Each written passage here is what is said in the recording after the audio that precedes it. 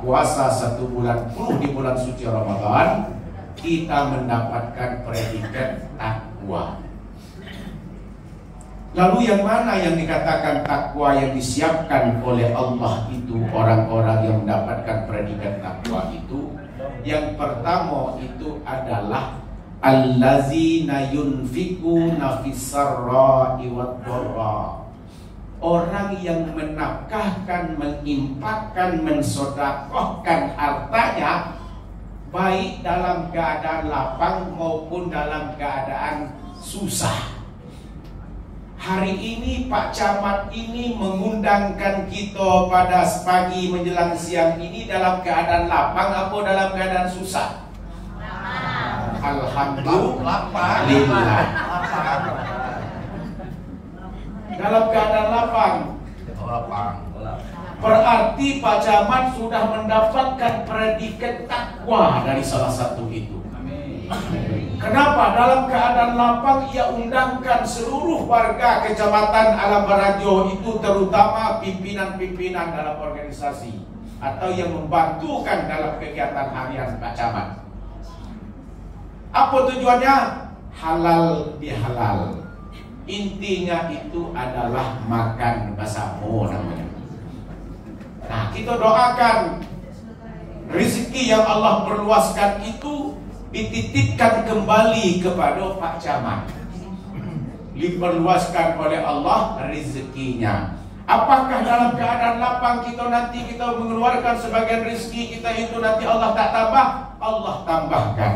Apakah dalam keadaan sempit pun kita mengeluarkan sebagian harta benda kita nanti Allah tak tambah? Pasti Allah tambahkan. Dan hari inilah diundangkan dalam istilah yang dipakai di Indonesia itu adalah halal bihalal. Pak Kiai, sekarang ini para elit politik kita baru merdeka baru tahun 45, sekarang sudah tahun 48, 3 tahun jaraknya. Para elit politik sudah mulai menjatuhkan kawannya, sudah mulai mengejek, sudah mulai mengatur-ngaturkan kawan, sudah mulai hal-hal yang tidak baik. Sekarang kita satukan, kata Insinyur Soekarno, panggilkan semua para elit-elit politik, kita kumpulkan apa? Bunyi judulnya, supaya kita menyatukan para elit politik itu. Kita buatkanlah silaturahim, kata Kiai Haji Abdul Wahab Hasbullah itu. Kata Insinyur Soekarno, Pak Kiai, kalau silaturahim itu sudah lumrah, basi, itu hal yang lumrah, yang biasa. Jadi apa kalimat yang baik selain daripada silaturahim? Lalu kata Kiai Haji Abdul Wahab, kayak gini Pak Insinyur Soekarno, menjatuhkan orang lain itu adalah haram, saling menjangkitkan orang lain itu adalah haram, saling orang yang sombong adalah haram, ujub adalah haram, ghibah adalah haram, menjatuhkan adalah haram, menggunjing adalah haram, iri hati adalah haram, sakit hati adalah haram. Semua yang haram-haram itu bagaimana kita halalkan pada hari ini? Jadi kita buat istilah apa? Istilah halal bihalal. Baru Insinyur Soekarno itu menyetujui apa yang disampaikan oleh Kiai Haji Abdul Wahab Hasbullah, Ketua Nahdlatul Ulama di saat itu. Makanya terjadilah halal bihalal, karena para elit politik saling menjatuhkan. Tapi pada pagi hari ini, insya Allah para elit politik ini tidak menjatuhkan, dah. Kita berkumpul ini tidak saling-saling haram-haram sebelumnya, dah. Tadi Pak Camat tentukan, selama ini mana yang haram-haram kita yang pernah kita perbuatkan kemarin, kita halalkan semuanya. Pada yang kemarin kita pernah berbuat yang tidak baik, kita halalkan semuanya. Tujuan berkumpul dan bertemu pada pagi hari ini adalah menghalalkan setiap yang sudah haram sebelumnya. Puasa kemarin, minumlah kalau itu. Cuman nak minum, dibungkus kalau. Ini Pak Jimmy, bukalah Pak Jimmy itu, plastiknya itu. Pak Camat, kasih ke Pak Camat. Pak Danrem, apa? Pak Danrem, silakan Pak. Silakan. Supaya dia halal, maksudnya itu dimakan. Nah, itulah sejarah daripada terjadinya halal bihalal. Nah, yang pertama orang yang mendapatkan predikat takwa tadi, allazina yunfikuna fis-sarra iwad dharra, orang yang menafkahkan harta bendanya di jalan Allah itu dalam keadaan lapang maupun dalam keadaan sempit. Nah, kita doakan semoga nanti, dulu pernah kita syukuran, Pak Camat itu mengundang kita syukuran. Pertama, beliau mendapatkan camat terbaik teladan Provinsi Jambi. Yang kedua mendapatkan juara umum NTQ tingkat Kota Jambi. Yang ketiga apa lagi itu kan? Pak Jimmy, apa dah? Dekat. Juara terus, terlalu banyak juara katanya. Yang penting syukuran.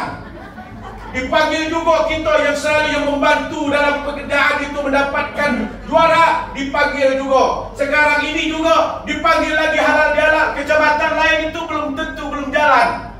Dan bersama Pak Kasub, Pak Kesosnya, Ibu Nopi, tanya Kesosnya, ada halal bihalal tak kecamatan?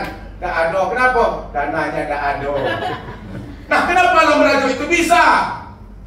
Saya tanya kasih Kesos, kenapa Alam Rajo itu bisa? Padahal tak menang lomba apa itu mobil hias.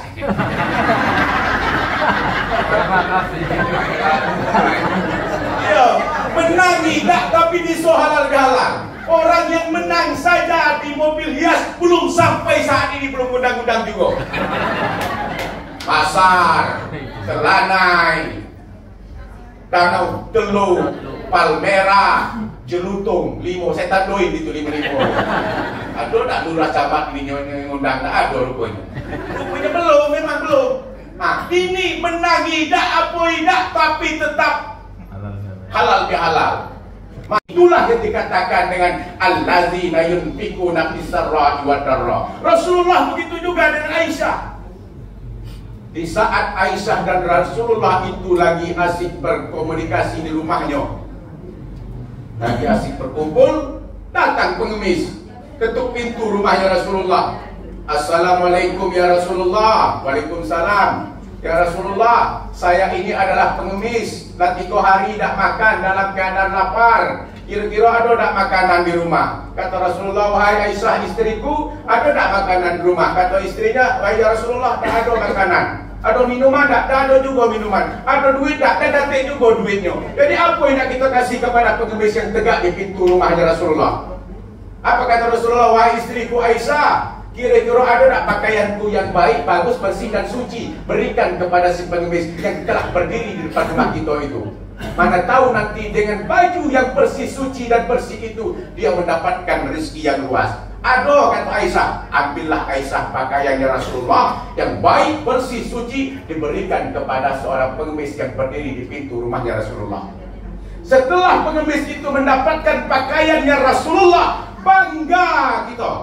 Ibu nanti dikasih oleh Pak Camat, ini ibu baju majelis taklim, pakaian. Nah, apalagi raju Rasulullah, pakaian Rasulullah yang dipakai ini dikasih kepada pengemis itu.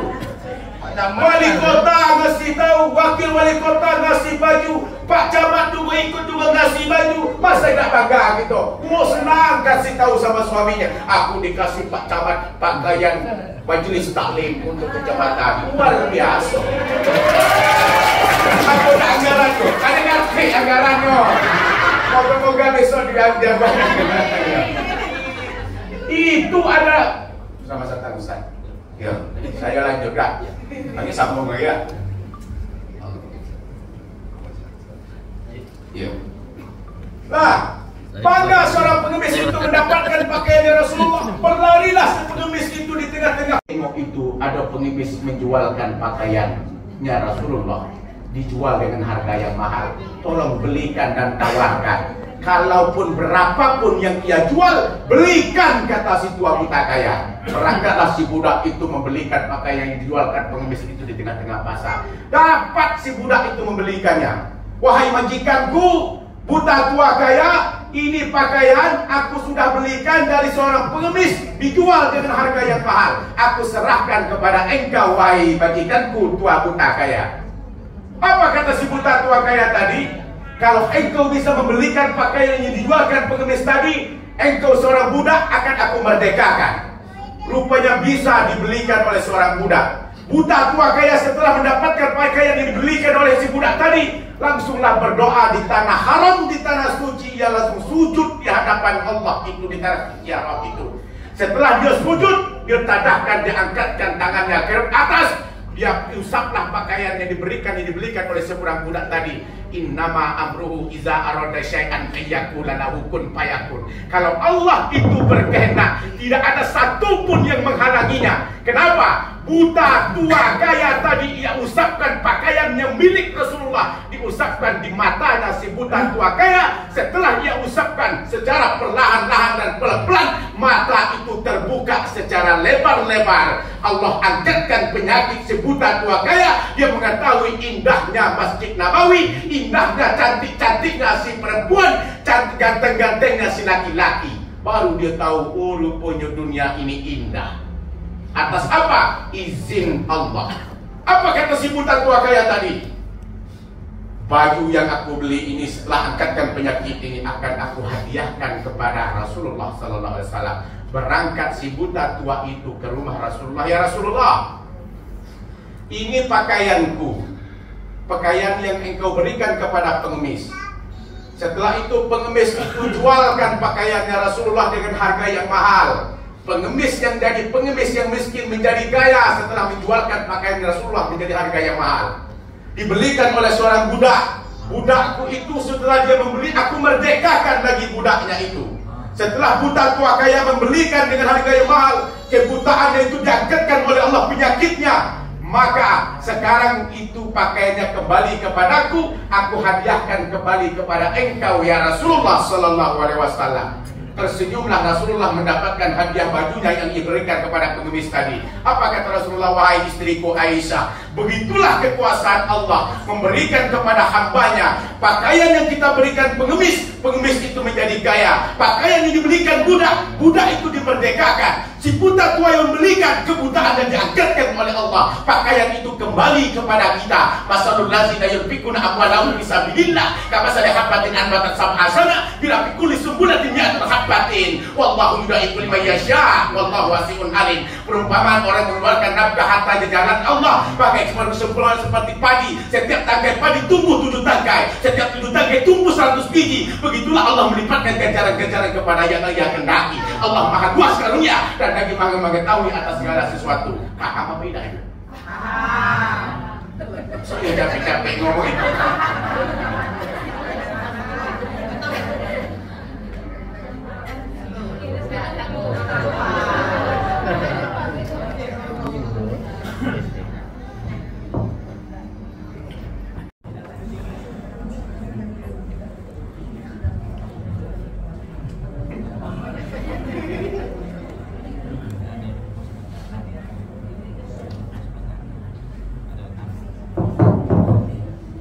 Kita makan ya berapa?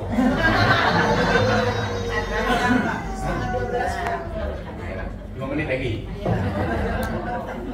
Nah, begitulah kata Allah. Rasulullah Allah Subhanahu Wa Taala mengatakan bahwa setiap apa yang kita berikan kembali pula. Makanya kita berdoa apa yang dikeluarkan oleh Pak Camat dan tim-tim yang ada di kecamatan hari ini, insya Allah berbalik nanti. Dikeluarkan 5 juta, 10 juta, besok kembali 20 juta. Kata Pak Camat ya beda, tak yakin. Itu janji Allah itu. Itulah yang pertama, orang yang mendapatkan predikat takwa setelah kita melewati Ramadan ini. Yang pertama adalah allazina yunfikuna fis-sarra'i wad-dharra. Yang kedua, kita sampai 3 selesai. Wal kaziminal ghaidha. Pak Iper ini ada setengah-tengah dia ketawa, ada setengah-tengah dia marah terus. Pak Lurah, kira-kira Pak Iper ini pemarah apa tidak? Kira-kira Pak Faisal, Camat kita ini, Pak Ayu, nelfon terus. Pak Camat kita ini pemarah apa tidak? Oh enggak, Pak Ustaz pemarah. Nah, Ramadan itu melatih menahan amarahnya. Orang yang menahan amarah, kalau Pak Iper bisa menjagakan amanah profesional tadi, berarti mendapatkan predikat takwa. Kalau masih juga marah-marah di kecamatan ini, belum dapat predikat takwa. Tapi kalau bisa menahan, insya Allah predikat takwa. Ramadan itu melatih itu semuanya. Suaminya, kira-kira ada nak ibu lurah bentak-bentak suaminya, Pak Lurah, Ibu Sri, Pak Faisal kena marah terus gara-gara jadi lurah ini. Enak saya lima pedang apa? Dispenda be. Tidak ya? Kalau banyak membentak-bentak suami, di neraka itu tempat kita banyak di situ. Itu satu, orang yang selalu membentak-bentakkan, orang yang selalu mengatuk-ngatukkan, orang yang selalu menyakitkan, orang yang selalu marah kepada suami. Itulah calon wanita dimasukkan oleh Allah ke dalam neraka. Kira-kira ada tak kita bagi ibu-ibu yang punya suami? Kalau bikin kesal, hadis Rasulullah tidak mengatakan seperti itu. Kalau suami durhaka kepada istri, suamilah masuk neraka. Ada dijelaskan dalam itu. Yang ada kalau istri durhaka kepada suami, itu masuk neraka.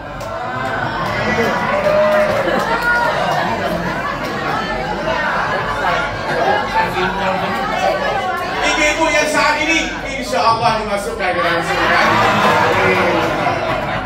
Amin. Yang kedua, yang di dalam neraka itu adalah orang yang selalu memberikan beban yang berat kepada suaminya, Bu.